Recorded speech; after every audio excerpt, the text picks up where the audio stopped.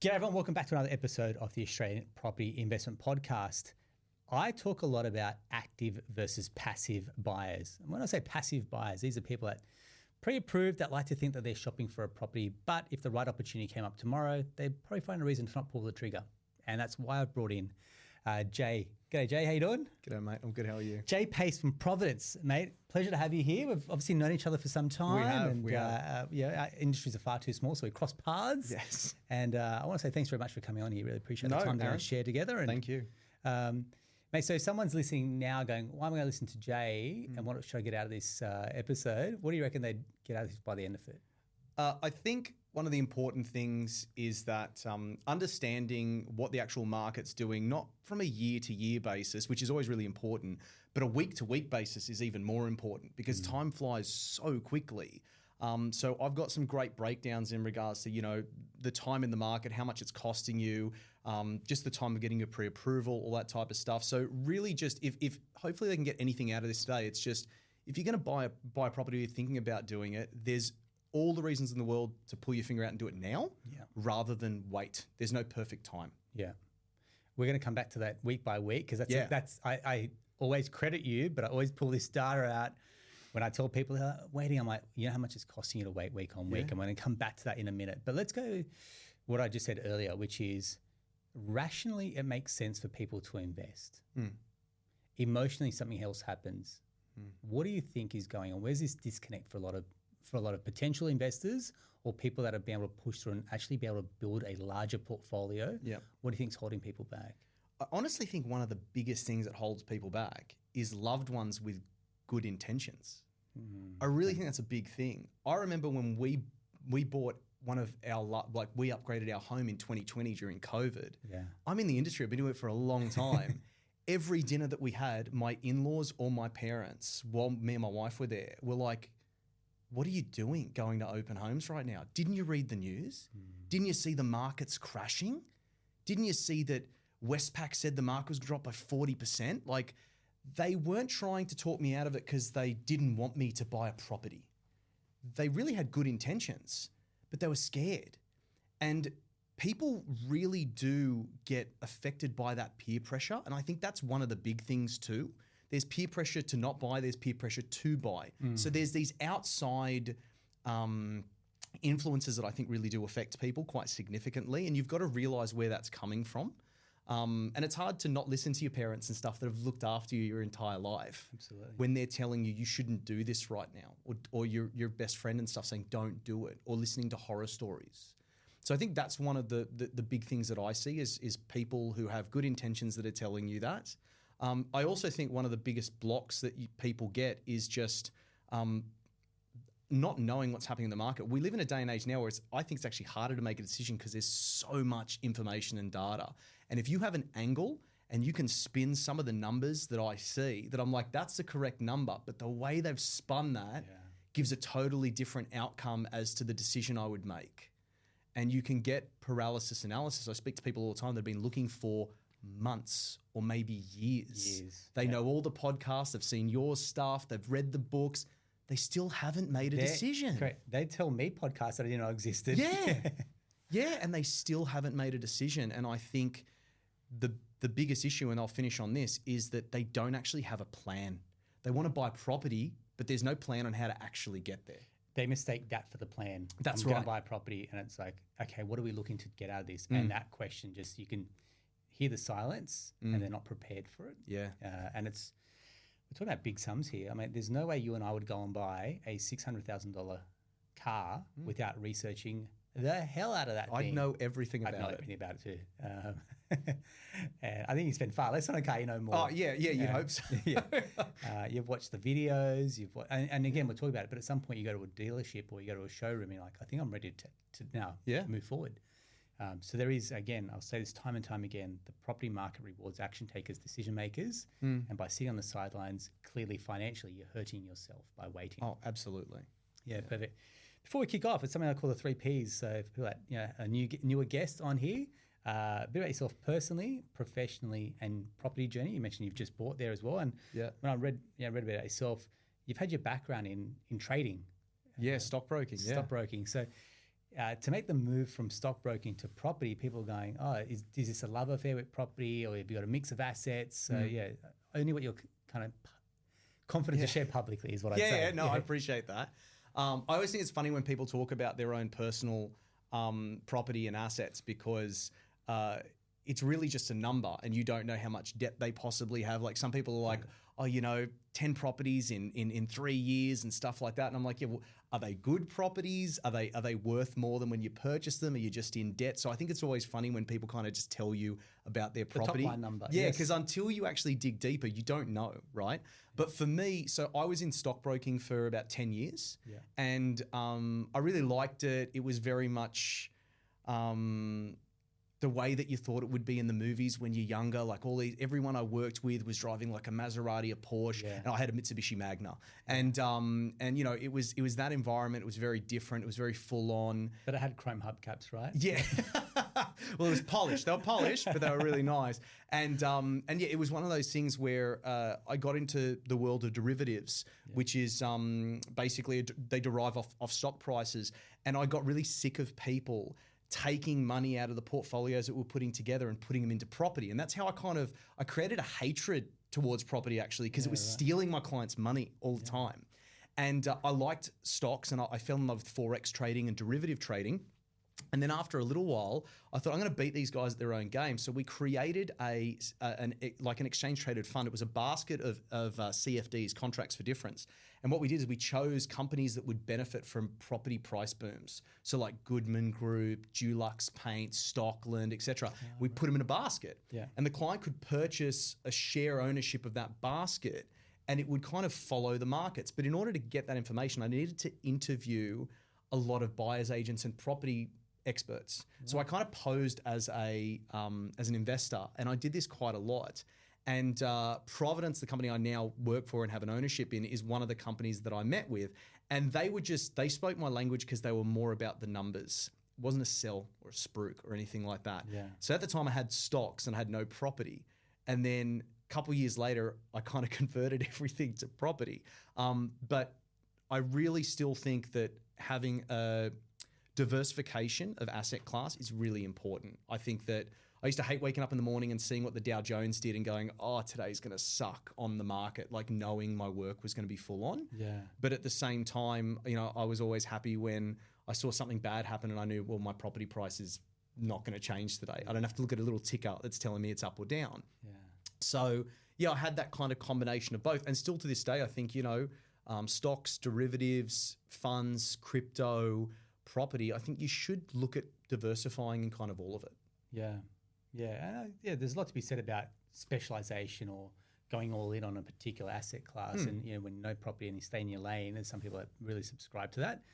I do think it is healthy to have a mixture. Yeah. Some of the shares you don't really see, it sits there and it should sit there and you just, over time, you just see it just increases in value and do not touch it. Yeah. Keep that there for retirement. That's exciting. And then family-wise? So I got 2 little girls, me and my wife, and they keep me on my toes, and it's great. Yeah, being a dad, I reckon out of all the stuff that I've done, running companies, trading on the ASX, bidding for clients for tens of millions of dollars of properties, nothing's more stressful than raising 2 little girls. Absolutely. I hear, mate. 2 girls. I know you know. Yeah. It's very rewarding and it's full on. And the one thing I will say on a serious note is once you have kids, my investing approach actually changed. Yeah. Which I think a lot of people don't talk a lot about. Like as an investor, once I had children, my risk tolerance levels changed. My diversification appetite changed. Everything changed because I was thinking, what's going to end up being mine? What am I buying for them? And are we putting it in trust when the girls get a bit older? It forces you to think way more ahead than when you're an individual investor or even just with your partner. Yeah. That changed me, and that was the biggest thing I think that really affected me on. And so what did that change for you action-wise? Yeah, so definitely straight away I was like, time is something I don't have enough of. I realized that I've got to think about the future, but I've got to think about how I can move that faster. So starting to invest interstate for myself was something that I was like, majority of my property is going to be in New South Wales, in Sydney. So one day my kids can live in it, etc. But once I started doing the numbers on holding costs, performance, rental yields, etc., I was like, this isn't giving me what I actually need to get to where I need to be. And that actually supercharged me into going, you actually have to take more risks now while you're a little bit younger so that you can reap those benefits later. And then even just learning more about entity structures, trusts, etc. Those are things that I didn't think about when I originally started buying properties. And now it's really does take a big part in that decision-making process. Absolutely, mate. You're right. It changes everything about even setting an example. Financially going, hey, mate, I'm going to tell my kids to invest, but if I'm not doing it for myself and doing it successfully and diligently, then how are they going to take advice from someone else? Money, family and money is a big thing, right? Like we think about intergenerational wealth. We speak about that a lot here. Making good decisions to build property and wealth for the next generation to come. Do you save for them? Do you have a strategy for them? Really good question. And again, just on what you just mentioned, talking about money has been something that I think only maybe within your and my generation has become something that's a little bit more normal. Whereas back then, especially coming from like immigrant parents and stuff like that. Yeah, so I'm Greek and Maltese. So my mum was born there, but she came when she was young. My dad was born here. So I'm very Aussie, as you can tell. But it was something that you didn't really talk about. Absolutely it was private. Yeah. Do you know what I mean? And even what my parents were doing with money, it was never discussed with us as we were younger. You would never have known how much your parents' mortgage was, right? No clue. No clue. When it was paid off, nothing like that. Our lives didn't change in that respect. So it's quite interesting how that changes over time. But with my girls, like I find, just the TV shows that they watch and things like that, the reality that they're shown is so different to what I had when I was a kid. And just trying just basic stuff. And I can't help myself. Like my daughter will say, Dad, can I borrow some money for school? Like my youngest who's in kindy. And I'm like, if you buy something, I want you to know how much it cost you so that when you come home, you can tell Daddy and we can discuss what that cost was, how much change you should have got back and why. Because my kid just goes to the canteen, puts her money down, and she's just like, well, it's just I'm giving something to get something, but she doesn't understand that it's value or worth or anything like that. She walks around with a $500 iPad in kindergarten and gets home and throws it on the ground. And I'm like, oh my Lord, it's like you have no clue about the value of anything. And that's the reality you try to give to them. But we live in such a consumer culture now where I'm sure your kids too, with your in-laws and your parents, they end up getting like 50 presents for Christmas. Dude, don't even. And they don't understand value, what things are worth or anything like that. So I think it's something that financial literacy, which isn't taught in school, it's really the parents' responsibility. You're right. People look at school going, they've got no concept. No concept. At school. So I'm like, why are we teaching them financial literacy at school? We can talk about some concepts and that's great. So I can hammer home, but they're going to learn. They're going to learn money behaviors. And I guess it'll come out in, we don't have money for that. It'll come out in, that's too expensive or that person's rich. So it almost comes out in that behavior, how we learn and what we see around that relationship parents have with money. And you'll see it. I mean, most relationships will break down because of financial difficulties. So if money becomes the bane, like the reason a marriage or a relationship breaks down, naturally kids are going to go, money is the root of all evil. That's right. And we can grow up with that. Unintentionally, parents may not be saying it, but they're acting out in a different way. Yeah. And onto that too, the thing that our kids have that you and I didn't have is now they've got the perception of wealth is totally different. Because you got influencers and all these people that do these things and they're driving Ferraris and Lamborghinis and they got these houses which are all on lease or rented. It's all fake. But the perception now with social media, I'm on a holiday, I'm doing this, I'm doing that. But they've got no idea how much money that person got saved. And I always tell my kids now, even though my oldest is only 8 years old, I'm like, you're going to know who's rich once you turn 50 and 60. Like that's when you're going to realize which friends of yours actually have money, because the other ones that were just trying to keep up with the Joneses, buy the new car, have this, have that, you'll realize that they squandered everything away to impress people that they don't care about by buying things that they don't need. Mate, that's a very harsh reality, isn't it, for that age? I mean, I tell everyone I'm in my 40s, and I think that's what we're saying. Like we don't have time. No. I feel like a lot of clients that I'm talking to in their 40s going, I've got to this point, I've got good incomes. Now I need to make hay while the sun is shining. That's because I don't have time. And they'll be the beneficiaries that in 10, 20 years time, which is that 50 to 60 age bracket, because they put down good roots. And you look at the people that invested in their 20s and 30s, like they're already ahead of the curve as well. So yeah, make time your friend rather than getting to 50 and 60 going, mate, I've still got to keep working in this job even though I hate it because of this big damn mortgage that I'm in that I can't get out of. Yes. But the car lease is equivalent to the home loan repayment sometimes as well. It's wild. It's wild. Yeah. Thanks very much, mate. Yeah, look, I feel for us, from the day the girls were born, $100 a week each goes into their bank account. Yeah, and then we did the math over, when they get to 18, and that money can only be used to buy a property. Yeah, it's the really only smart. thing it's the only case. I guess it's the only way we can contribute at that point, and then we build properties that eventually. I mean, it's going to be the bank of mum and dad. We can't. How else are they going to do it? Absolutely not. I mean, it scares me when I think there's young Australians that can't get into the market. What's it going to be like for our girls? You know? If we're not thinking now about setting ourselves up to then help them, there's no point helping the kids if we're not helping ourselves, because we're just going to be a burden to them. Yeah.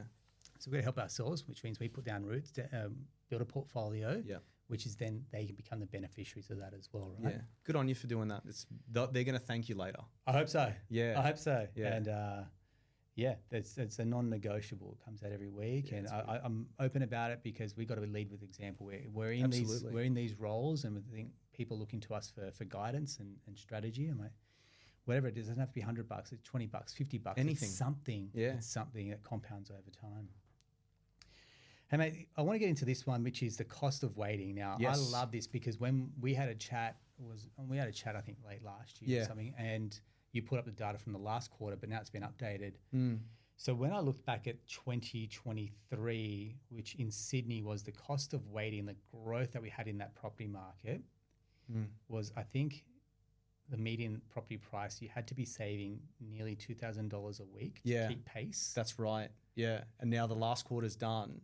Yes. So I redid the numbers. So $2,400 per week is the amount of increase of capital growth that we saw every week from January 1st, 2023 to January 1st, 2024. Wow. And according to the Australian Bureau of Statistics, the average Australian household saves $192 per week. So when I get clients who, like I said to you outside before, we've had 13 interest rate rises since May 2022. When I get clients who would say to me, we're just going to wait and see what happens with interest rates. We're just going to see what the RBA says. We're just going to see what happens with the markets. I'm like, how much money are you making to have that confidence that you're going to wait and see? Like, am I missing something? Because it did not make sense. And, so Sydney was $2,400. Brisbane was $2,000. Perth was $1,900. Adelaide was $1,700. Melbourne was $500 per week.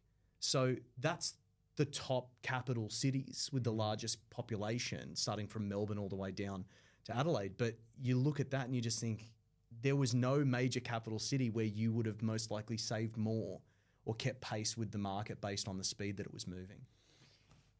It's a damning statistic, and I don't feel like anyone's really captured this until you and I spoke, which is why we got to share this and get this message out there. And it's harder when people are renting. Oh yeah, because you're negative. Call it $600. I mean, median rent would be somewhere around $600. You're right. Yep. So you're already negative $600. Plus, this property is increasing at say $2,000 in Sydney thereabouts. So you're $2,600 in the hole each week. Yeah. And again, you're saying, well, you can't physically save that much There's money. no way. There's no way.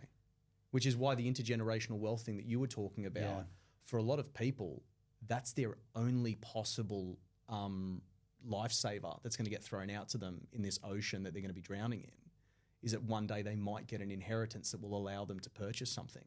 And the biggest beneficiary during that massive intergenerational wealth transfer, which I think I was reading the numbers a little while ago, and it's like just under $1 trillion that Australia is going to experience in the next 20 years. The majority of that's going to go into property. Yeah. Like, where else is it going? The majority of it's going into property. Yeah. And so it's just going to push prices more. And those renters that you're talking about, the media's been telling them for the past 3 years now that the market's going to crash. Yeah. They're scared. So those people that would typically graduate from being renters to being owner-occupiers have stayed there, swollen out the rental pool, and now the Albanese government's bringing 750,000 migrants to the country by the end of this financial year, and over 85% are already here. They're going to rent as well. Great. So what's going to happen? Rents are going to keep going up. You're not going to be able to do anything. Yeah. And renting, I say renting's a time in your life where you rent, while you're trying to get on your feet, or a period in life before you put down roots. So, I mean, I've rented and bounced around a little bit, and it was all well and good. I think, that turning point really comes when you think about, settling down to have a family. And, mate, once you get to that point of, I spoke on another podcast recently, which is most people think, oh, we'll buy when we have kids. But by that stage, you may have gone down to one income. Yeah. You've now got a dependent, which in the bank size costs you somewhere circa $50,000, $60,000 as a decrease in your borrowing capacity. Yep. You've then got extra living expenses. You've been renting and you haven't got savings to show for it, and the property market is only increased in value. Yeah. It's such a perfect storm that when people go to buy, or at that point, the only thing they can do is rent vest, they're having to compromise on what their plans are because they've taken that wait and see approach, and it just hasn't worked. And I'm like, guys, double income, no kids is your sweet spot, and you think it's scary then to take off a big mortgage or buy these investment properties. I'm like, you will thank yourself in about 3 to 5 years when you've made those decisions. Yeah. And it's scary, but that's when you should be like, when it's just making the undies a bit tight. Yeah. It's probably when you should be making those decisions, right? Yeah. Well, I think the best thing that my wife and I did was buy our first property that we bought together just after we got engaged, prior to the wedding. Right. And it's good because it capped how much we were going to spend on the wedding. Dude. Like, do you know what I mean? 100%. I mean, it doesn't matter what race you are. Like, weddings are weddings, and they will cost an absolute arm and a leg. And I look back now, I was like, we spent the equivalent of a house deposit on our wedding day. Yeah. Yeah. When you look at the wedding, when you look at everything, the rings, the honeymoon, all that stuff, I mean, we were close to 100K. Absolutely. And we had it in the city, and it was beautiful. And, I got a big European family, so we had over 200 people come. Yeah. So and yes, you get a lot of cash. But what I'm saying is that if we hadn't gone forward first and gone, let's buy the house. We know we're in love. We know we're going to get married. This is good. Let's buy the house now. Yeah. The wedding could have blown out more. It could have been a lot harder. And that's one of the things that I tell a lot of people when I speak to like couples that are engaged that tell me they want to buy a property. I'm like, you're doing the best thing you can do is buy now before you go through and actually get married. Don't we get a kick out of that young people coming through? I'm like, I see I get a 20-something-year-old coming to the office. I'm like, you are making the best damn decision of your life. And and take nothing away. You could go on a holidays, and we've traveled, and university of life is traveling, and that's cool. Yeah. But also buying property is going to set you up that you can travel even better in time as well. Totally. Yeah. So when we talk about the cost of fear, then, so this is obviously very rational. Buy a property, it increases in value. But what is the fear element that comes into it? So when you're talking, because you're obviously at the coalface talking to people that are trying to buy, what are some of those objections? What's some of those fear scenarios that are coming up for them? Yeah. It's really interesting because so I'm a buyer's agent. So the company's been around since 2006. So we've had a lot of experience in the market. The market's very cyclical, so it moves in different states. So you deal with people and their perception of the state that's actually currently now the right place to buy into. So it's an extra layer as well. That I don't know that state. I've never bought anything there for. And then you've also adding on top of that, you're going to pay a buyer's agency fee. So it's the fear of, well, I don't know where I'm buying. It's the fear of, are these guys worth the money that I'm actually going to pay them? So there's so many layers of fear or doubt that you're adding on top of what's already a really difficult thing, especially for first home buyers. But a good professional, if they're doing the right thing and based on the percentage increases that we see. Like we charge between 1.5 to 2%, right, of the purchase price of success. And I think that's kind of standard across most buyer's agents, all right? But last year, I mean, Perth did over 18% capital growth in 1 year. So my clients that we purchased for in WA as an example, that fear that they had of paying, after they've started to see that movement, they're like, I didn't get ripped off, it's okay. Yes. Right? So I think, like I said, you've got the layers of, I don't know where I'm buying. I don't know if this is the right decision. My parents told me not to pay a buyer's agent. It's too much money, etc. There's all these layers. But in regards to the cost of that fear, I think that you and I have lived through a time where we probably had the largest, and I'm going to use the word propaganda spew from the media regarding, the end of days for us. I mean, 2020, when COVID got announced in March, we were doing a presentation for ANZ Bank in Martin Place 2 weeks before it happened. There was not a bottle of hand sanitizer in sight. No one wore masks. Everyone was together. There were about 200 first home buyers crammed into the Martin Place bank there. And we were talking about it. And I remember the ANZ economist going, oh, yeah, there's this thing happening in Wuhan, China, but we think it's going to be nothing. And it was really funny, and they just dismissed it. And then 2 weeks later, we went into basically a lockdown. And I remember ANZ Bank came out and they said struggling borrowers are going to have to consider selling their properties. This is in March 2020, right? Then Westpac came out, St. George, CBA, all these banks came out. Harry Dent, which you and I talked about the other day, Robert Kiyosaki, all these guys came out. It's definitely happening. Where the apocalypse is here, right? And all these harbingers of doom basically came out. And the interesting thing, and I'll send you the image so that you can show your subscribers, but I actually have the numbers from the onset of COVID, which was March 2020, to February 2024. And I'm really excited about next month because it's going to be March to March, right? But Sydney did 24.8% during that time, which was the equivalent of $224,000 increase. Now, remember, these are averages. So if you purchase an above average performing suburb, you would have been on easy street. Melbourne was the worst performer. It did 11%, which was still about 77K, but it's the worst performer. And I think this is where political policy and things like that come into account. And I don't want to get political about it, but I'm just saying. I mean, we're still seeing that in the Melbourne market at the moment. Absolutely. We're seeing the knock-on effect. I would say the knock-on effect being that exodus of a lot of people leaving and the government now scrambling because they're already in deficit to get more money, and these new land tax laws they're bringing in, it's making it even less attractive. And the rental yields in Melbourne are only 3.5%. And that's gross. And what's an average interest rate? What, 6.5%, something like that? So you got 6.5% net on a 3.5% gross income. It's not very attractive to people. So they were the worst performer, but the top performers were Brisbane, Adelaide and Perth. And we're talking minimum 50% increase in property prices. So from about $250,000 to nearly $300,000 increase in 3 years. So if you were those people that were listening to the news, watching what's going on, and you're still renting, and I'm so sorry, again, this is not a dig.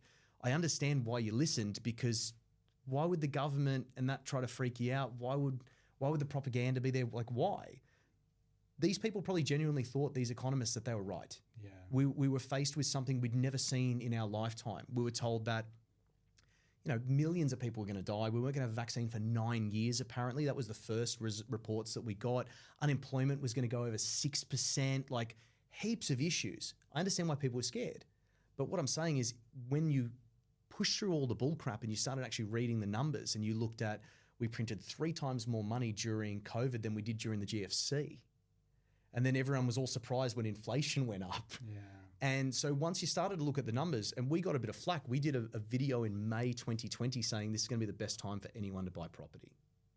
And we got a lot of people saying, well, you're just saying that because you're a buyer's agent. You want people to buy property. And we're like, we went through all the data, all the numbers. And how do you get to that conclusion then? Because that's such contrary thinking at the time. Almost would sound, I'm going to say, tone deaf to people. I think a lot of it for me was that I'd seen the GFC and I saw the same thing. And during the GFC, I remember sitting there in my office watching Lehman Brothers and all that pop up, and everyone walking outside with cardboard boxes. That was a universal sign. Even in Sydney, that was me. Freaking out, right? And I was like, holy moly. And I didn't understand it. And I remember asking, because I was a bit younger back then, 2008, and I remember asking one of the senior stockbrokers. I asked him, I said, I can't understand this. Subprime mortgages. In Australia, we've got non-recourse loans, so they're very different to, being able to just throw the keys at the bank and say, take my property, and the debt doesn't follow you. We don't have that here. and the bank getting $100 in the US and being able to lend that same $100 out 11 times. Whereas in Australia, the bank's only allowed to do it 3 times. Yeah. So I couldn't understand it. And then the broker that I was working with said, mate, think of it as a financial crime instead of thinking about it in regards to the politics and everything like that. He goes, who's going to get rich? Who's going to get poor? And as soon as I started looking at the property market during that time, during COVID, I was like, who's going to get rich here? Who's going to get poor?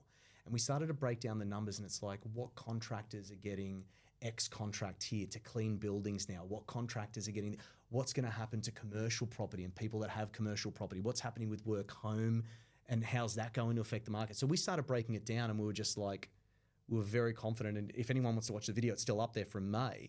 And we broke down all the numbers in regards to migration and what was happening, and we were like, this market's going to be fine. Wow. Because the savings alone, according to the Australian Bureau of Statistics, Australians had never saved as much money until COVID came along. Absolutely. Because we weren't going to Bali, we weren't buying Mercedes-Benz. Everyone was freaking out. So we stockpiled cash for the first time ever. We were stockpiling it. And I was like, what's going to happen once we get given the okay? Where's this cash going to go? And it went straight back into the property market. And we saw the highest increase in prices that we've seen in over 2 decades. What a phenomenon. What a time, isn't it? Yeah. What a time. And you overlay that with like lowest interest rates record. And that's what I mean. And now people are complaining about interest rates. And you look at the numbers and you go, mate, I know some people that are still on 1.8% that are locked in. Yeah. And the prospect just of coming off it is enough to freak them out. Like, wait till you actually come off it.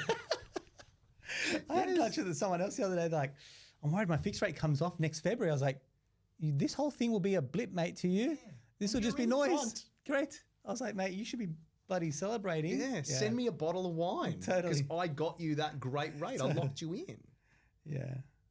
There's nothing to worry about there. But, no.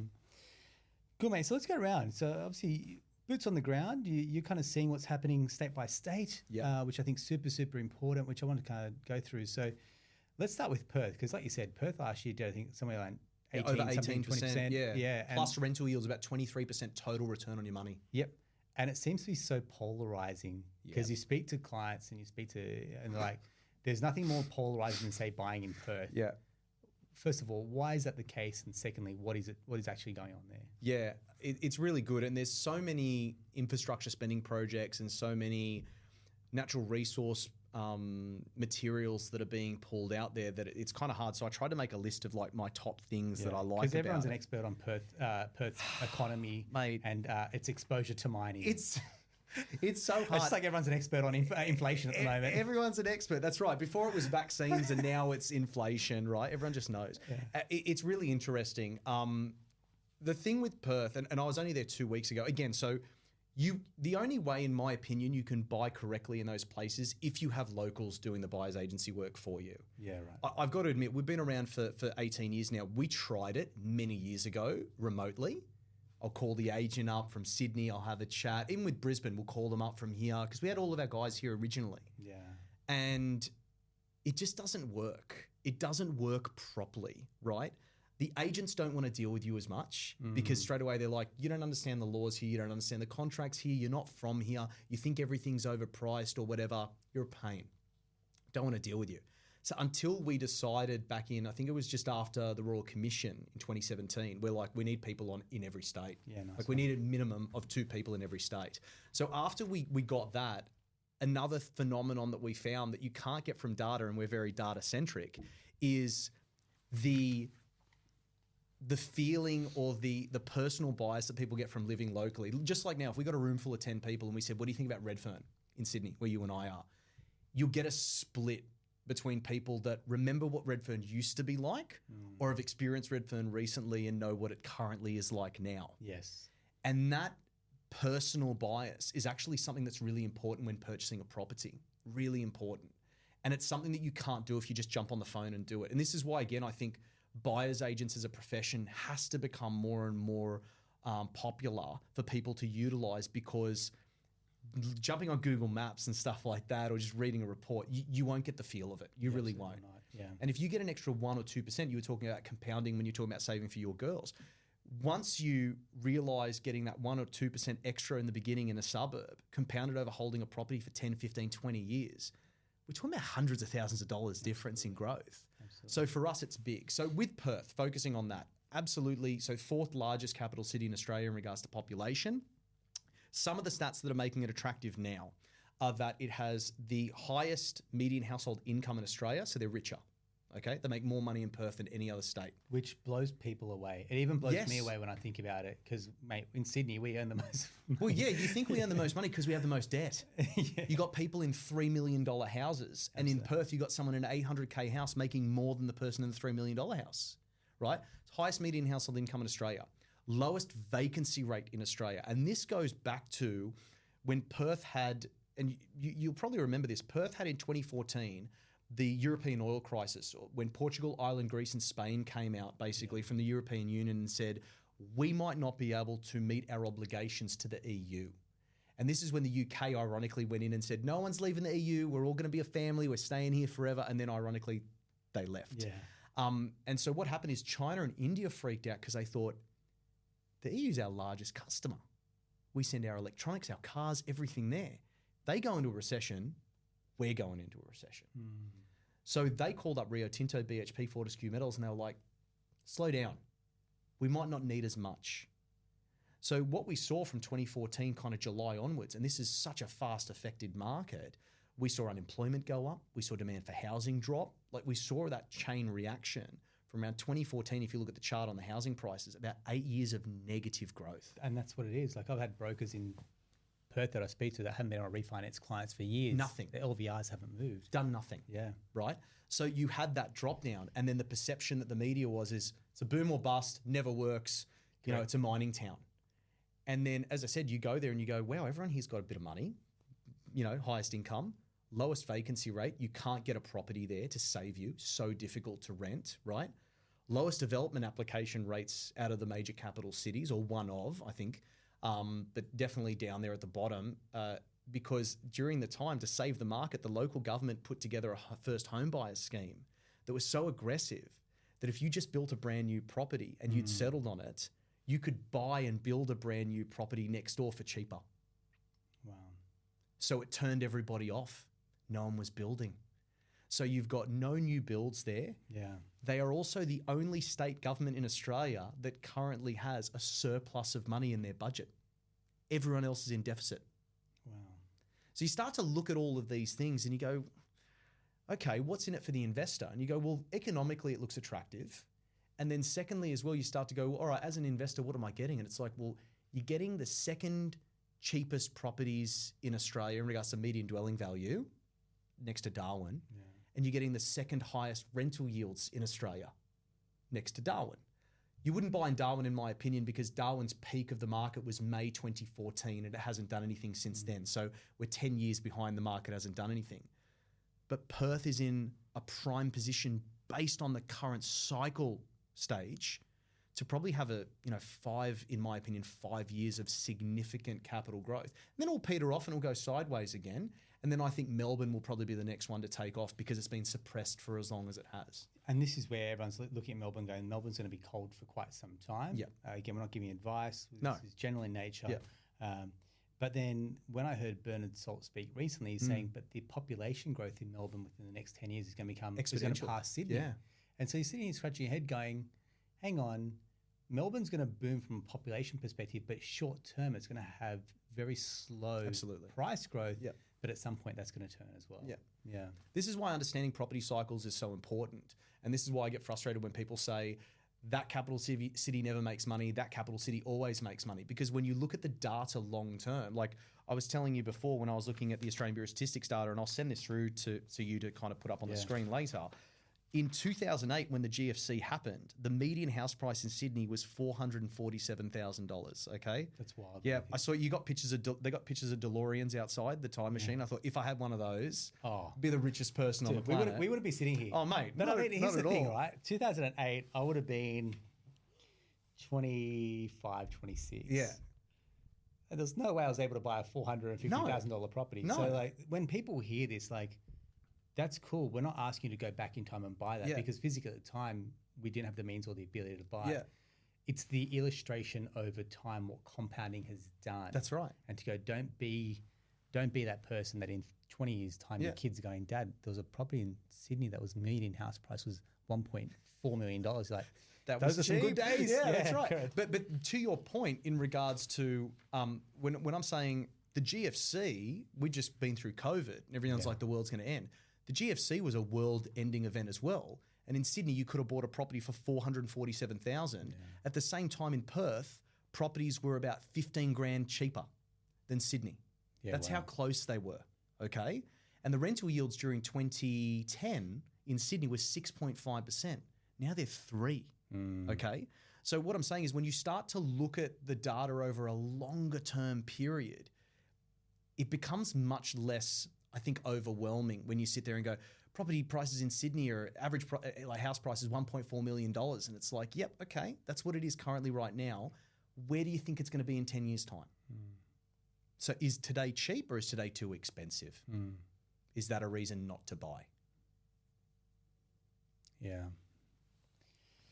Yeah, it always helps when you, and it's very hard because we can't see that future. I think there's a word for it, but you can't really actualize the future. No, it's like, very difficult. Yeah.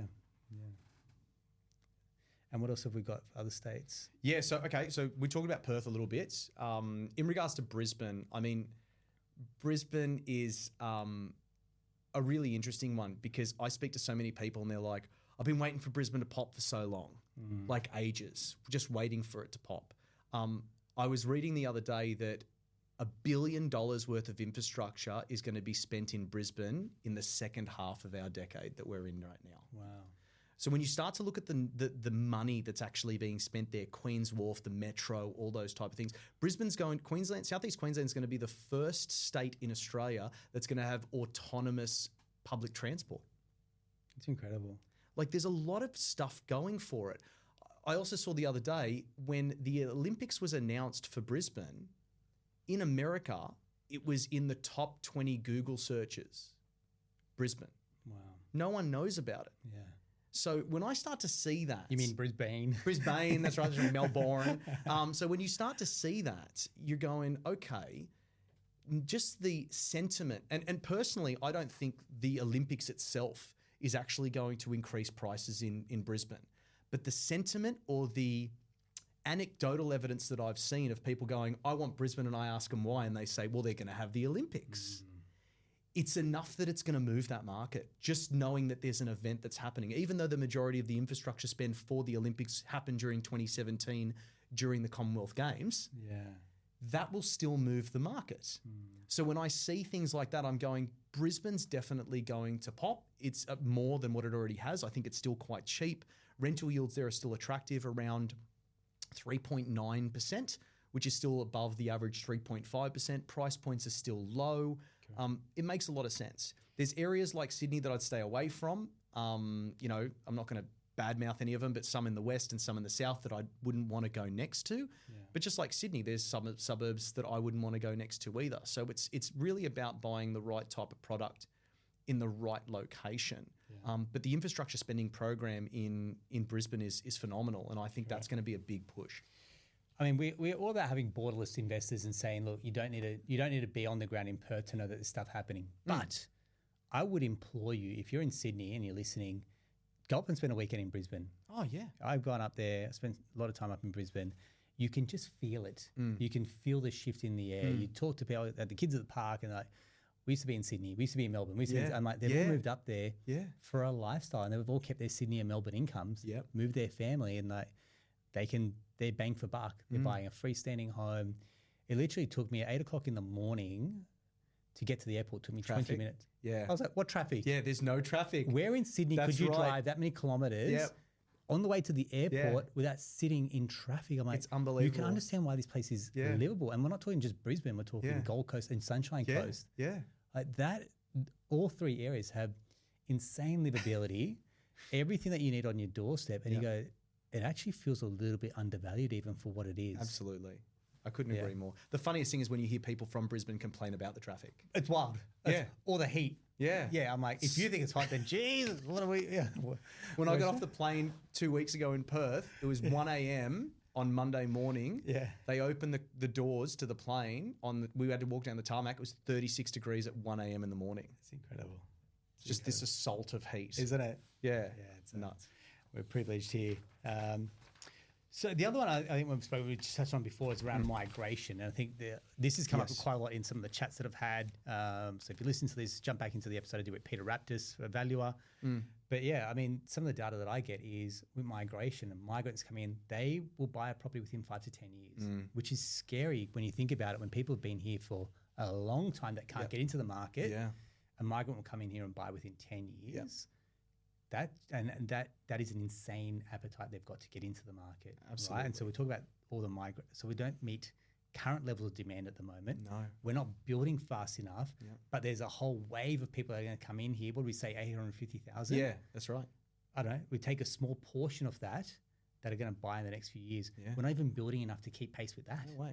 And the Albanese government wants to build 1.2 million properties over the next 5 years. Yeah. The data shows, and I did a video on this a little while ago, the data shows the last time they got close to that number and they did just under 1 million properties was during, and you'll remember this because you've been in broking for a while, it's when the significant investment visa was getting pushed by China. And we were getting so many Chinese investors coming into Australia and buying properties. Yeah. That money has kind of dried up now. Absolutely. We don't have that. But then also you put on top of that, the cost of labour now has gone up, the cost of material has gone up. How's the government exactly going to do this? People can't do renos on their house at the moment. It's just like they're just staying put going, the renos are just far too expensive, let alone the cost of building. Yeah. And you can see that. You see that difference with the price point when you look at a house that's unrenovated versus a house that's renovated. The renovated house gets such a premium, both on rent and also on the purchase price. And it's like it's very clear. We talk about products in the property market.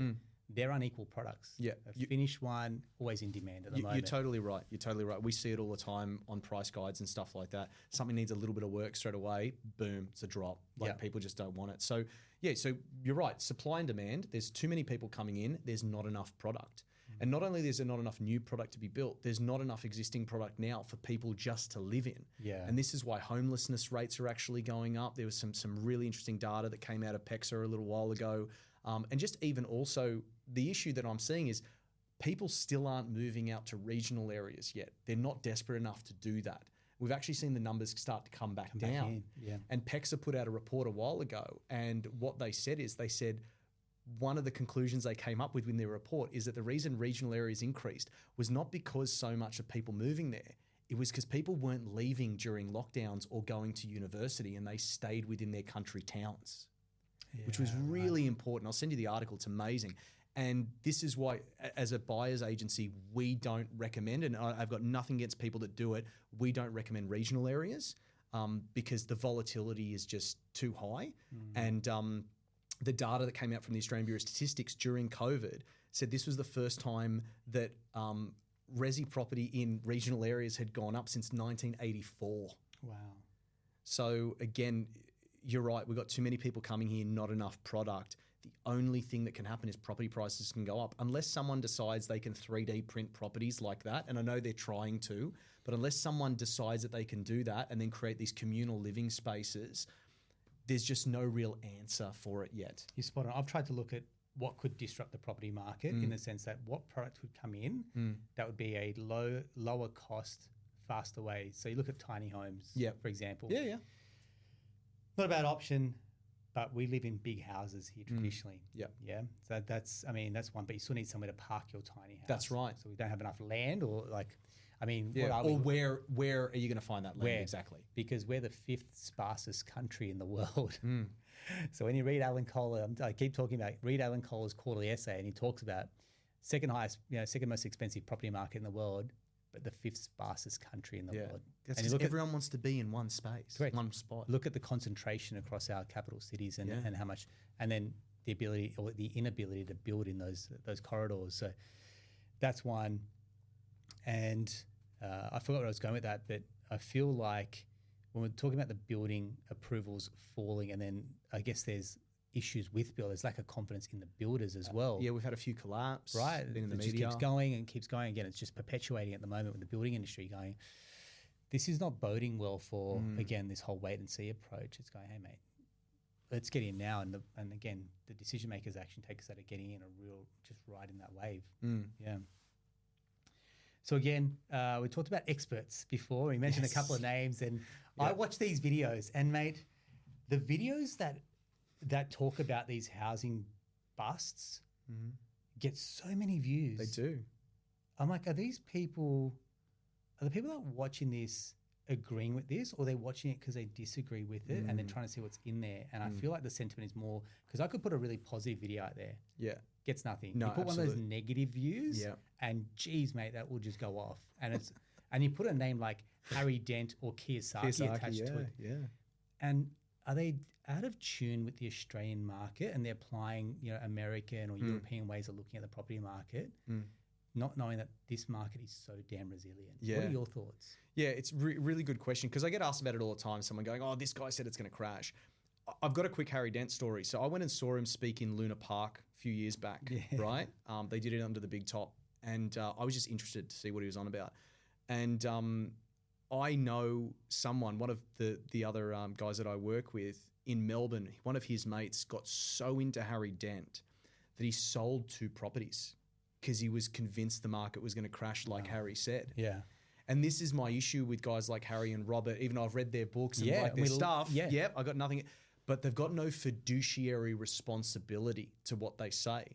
Whereas you and I, if we make a mistake for a client, it's going to bite us back pretty quickly, right? These guys are in the business of selling books, newsletters, and courses. That's what they're in the business of. Again, nothing against it, but I'm just saying you've got to understand what the agenda is here to say some of the things that they say. This guy sold 2 of his properties that we know, and it nearly destroyed his marriage, because he was trying to do the right thing, listening to these guys. And we got a saying in the office that Harry Dent's predicted 12 of the last 2 recessions that we've had, because a broken clock is right twice a day. And old mate is just on and on and on about this market crashing. Yeah. Again, one of the things I mentioned before, non-recourse loans versus what they do in the US is totally different. Correct. If you buy a property that doesn't make money, and we've seen it on 60 Minutes, young girl buys 5 properties in a mining town in the middle of Western Australia, in the middle ABC of nowhere. love these stories. They love them. They love them. Yeah. And, and then the properties go to nothing, and then she's left with the debt. And it's like, well, my mortgage broker should have told me not to this, or it's always someone else's responsibility, not the person that bought it, which is just annoying. But anyway, that debt's going to follow that person around. Absolutely. Whereas in the US, especially during the subprime mortgage crisis, they just went back to the bank, they threw the keys, and they went, you can have the asset and you can have the debt. Here in Australia, they go, we'll take the asset, we'll sell it, whatever the loss is or difference between your purchase price, that's following you. Yeah.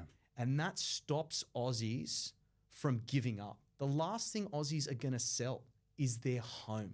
Correct. They'll sell their investment properties if they're not working out, and typically investment properties are in areas that are more tourism-based, hospitality-based, something like that, where they're all about rental yield, not so much about growth. So they'll sell those first, and that's why you see the ripple effect, and typically the rule of thumb is those areas on the outside are the last to go up but the first to come down. Yeah. But I think it's where I see guys like Kiyosaki. Rich Dad Poor Dad's a fantastic book. This is where I feel, but you feel torn. Yeah. Because mate, you've given me so much here at Rich Dad Poor Dad. Is it rules like the cash flow quadrant? I think they've got some great stuff. The board game that they got, great stuff. Love it. And then you're going, but mate, I don't agree with you here. Yeah. Yeah. Well, I mean, I don't think there's anybody on the planet that I know that I agree with them 100% on anything, right? But I am torn because, again, I think these guys that have had great success and are very well respected. But then when they say stuff, especially I feel like you kind of mentioned before, about countries that they don't live in or necessarily know. The RBA acts differently to the Fed. The way interest rates go here are a little bit different. You can't lock an interest rate in for 30 years. Yes. You know what I mean? Correct. It's very different. Leverage is a little bit different here in certain aspects. And the thing too in Australia is that every single capital city, not unlike the US to a certain extent, but every capital city is different and runs differently. The GDP that Perth produces is totally different to what Sydney produces, to what Melbourne produces. They're all different. And then you've got satellite cities. Yeah. You've got Sydney, you've got Wollongong, you've got Newcastle. They're satellite cities. You've got Brisbane, you've got the Gold Coast, you've got Sunshine Coast, satellite cities. So they're all very different in that respect. So I think that it's important to listen to what these guys are saying.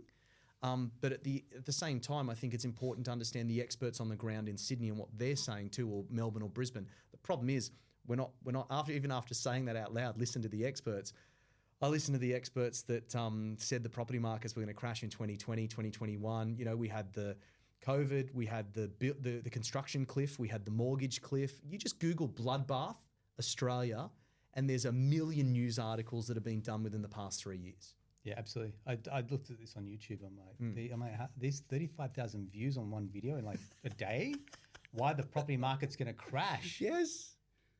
And you put another video, why it's a great time to buy a property, and you won't even get a smidge of that. Mate, you just need to be more controversial, Aaron. Oh, look. You need to start saying some outlandish stuff. I agree. And then you'll get your views. You won't get any respect, but I you'll was get about the to views. say, I don't think I want the views, mate, because I'm not ready for that. But it's also like, I think we're staying true to our message, which is, hey, I don't need the detractors in the market. Yep. That's just noise. Yep. What we want is people that need the right team around them. Yep. The right support, the right data making to make decisions, so the right data to make decisions, and someone that's going to enable them to be a long-term growth partner. Yeah. And I say this, you'll only rise to the standard and caliber of your team. Yeah.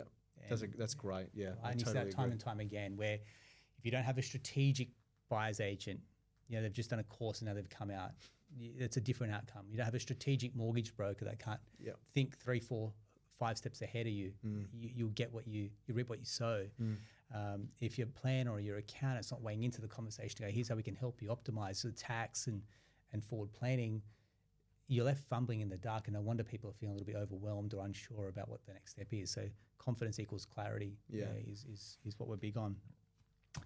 Jay, I want to say thank you very much, mate. People get in touch, best way to follow you guys? Thank you so much for the plug. Jump on the website. There's so many videos on the YouTube channel which, you know, talk about the market. So please just get educated. And I just, my biggest message to people is just, you know, have a great broker, have a great buyer's agent, have a good conveyancer. Like, you need a team. Like you just said, like, to us, it's the biggest thing. So jump on our website. You can contact us through there. Give us a call. We're in Barangaroo in the city, but we've got offices in every state. So always happy to have a chat and just find out how we can help people grow their wealth properly. And I feel like this chart, we're going to include it in the notes. We're going to include it as a image as well. But when you look at what is it costing you week on week, that was the exact reason that we got Jay to come in here, because that is what's going to help and visually see what you need to do to take action, whether you're buying an investment or whether you're buying your own home week on week. That's where the game is won. Yeah. Beautiful. Thank you so much. Appreciate it, mate. Thank you very much. If you love this episode, feel free to leave us a review or better yet, drop us a DM with some questions. Again, we're loving the DMs that are coming in here. So send us some questions and we'll answer those in future episodes. Thanks very much.